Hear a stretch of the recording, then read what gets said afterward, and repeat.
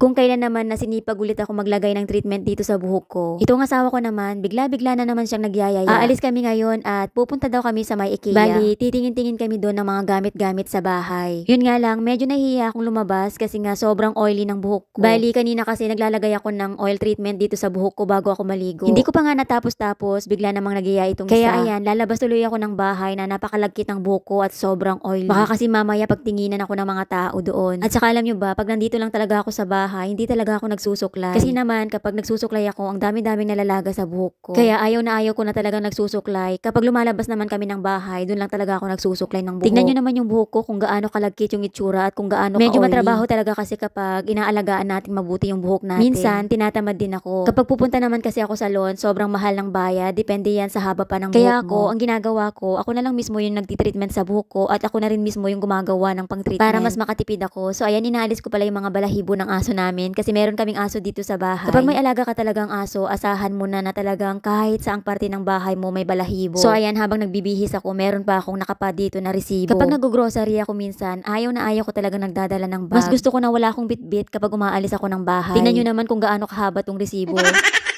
At andito rin pala yung mga listahan ng mga pinamili ko. Kapag nag-grocery kasi ako, nililista ko na lahat ng mga kailangan ko para hindi na ako pabalik-balik. So anyway guys, andito na pala kami sa IKEA at naghahanap kami ngayon ng pwedeng pagparkingan. At yung isa naman na problema kapag pumupunta kami sa city ay yung paghahanap ng pwedeng pagparkingan. Kasi kapag andito ka talaga sa city, mahihirapan ka talagang maghanap ng parking. Katulad niya ng asawa ko, wala pa siyang nahanap-hanap na pwedeng pagparkingan. Inis na niyan siya. Ewan ko ba sa kanila, ang bilis nilang mairita kapag nagda-drive sila. Kaya kapag yung asawa ko na yung nagda-drive, lagi kong sinasabi sa kanya kapag naiinis siya, magpagawa siya ng sarili niyang daan.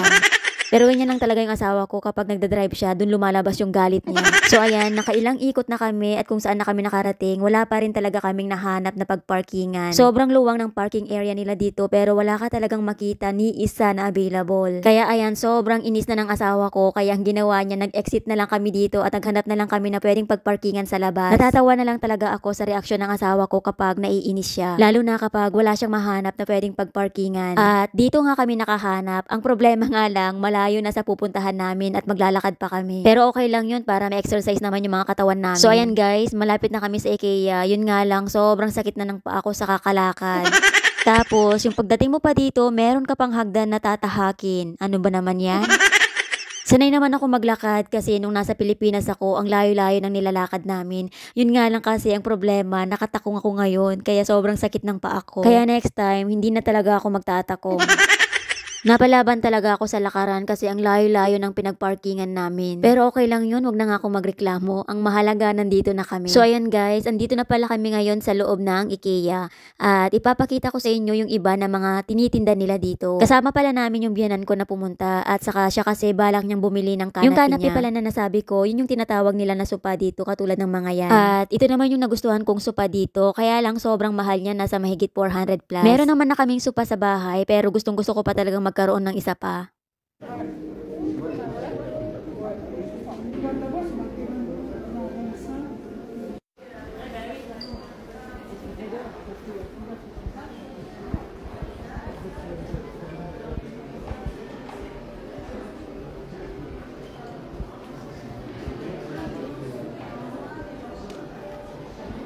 Kapag pumupunta ako sa ganitong mga store, nakakaengganyo talagang bumili ng mga gamit-gamit sa bahay. Yun nga lang, napakamahal ng mga binibenta nila dito. Meron akong gustong bilhin dito, kaya lang hindi ko pa siya mabibili ngayon. Pero kapag nabili ko na, ipapakita ko sa inyo. Sa ngayon, hindi ko muna siya ipapakita kasi wala pa akong pambili.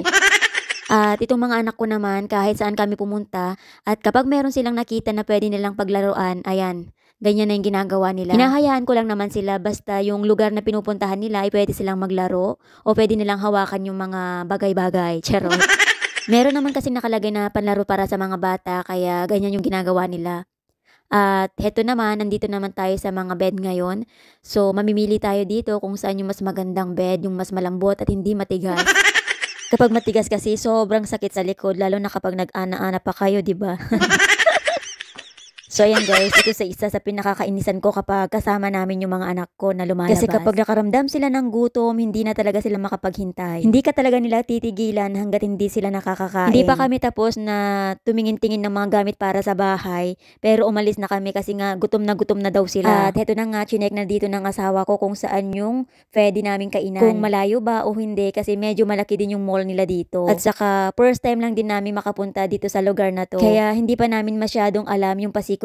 Bali nakailang ikot na pala kami dito para maghanap ng pwedeng makainan. Kaya lang lahat ng mga restaurant nila dito ay puro puno. Sobrang dami ng tao, kaya palang daming tao kasi nga Sabado walang trabaho yung mga tao at walang pasok yung mga bata. So ayan, nakita ko nga to dito sa loob. Parang gusto ko tuloy bumalik sa pagkabata.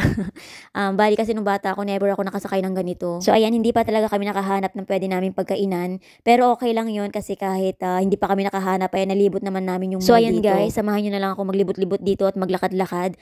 Bali napagod na yung bunganga ko sa kaka-voice over.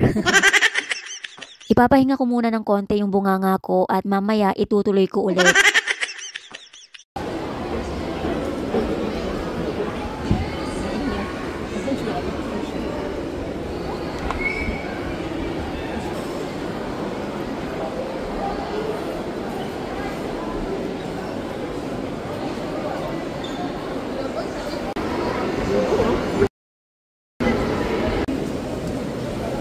On est ici là.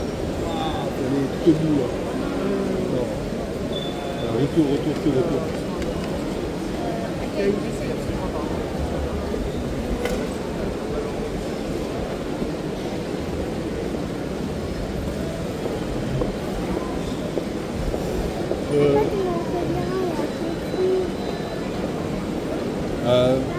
que vous voulez manger? Hein? Beaucoup, après tu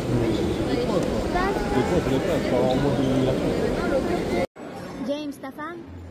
Ayan, nakahanap na kami ng pwesto na pwede naming pagkainan. Kanina pa kasi kami palibot-libot dito at paikot-ikot, wala talaga kaming mahanap kasi lahat ng mga restaurant nila dito punong-puno. At yung asawa ko na lang yung nag-order ng pagkain namin at ako yung magbabantay sa mga bata. Hindi kasi pwedeng hindi ko sila bantayan, mahirap na. Ang dami-dami pa namang mga tao dito. Mahigit 1 oras din kami naghintay dito kasi nga ang dami din nag-order dun sa pinag-orderan ng asawa ko. Kaya yung mga anak ko, wala na talaga silang ibang nasabi kundi nagugutom na sila. Mabuti na lang dumating na yung asawa ko. Alam nyo ba, meron ako nakitang Pilipina dito kaya lang nahihiya akong pansinin. Baka kasi mamaya kapag pinansin ko siya tapos hindi niya ako pansinin, nakakahiya naman. Nangyari na din kasi yan sa akin dati nung unang dating ko dito sa France. Meron kasi ako nakitang isang Pinay tapos syempre tuwang-tuwa ako kasi meron akong Pinay na nakita.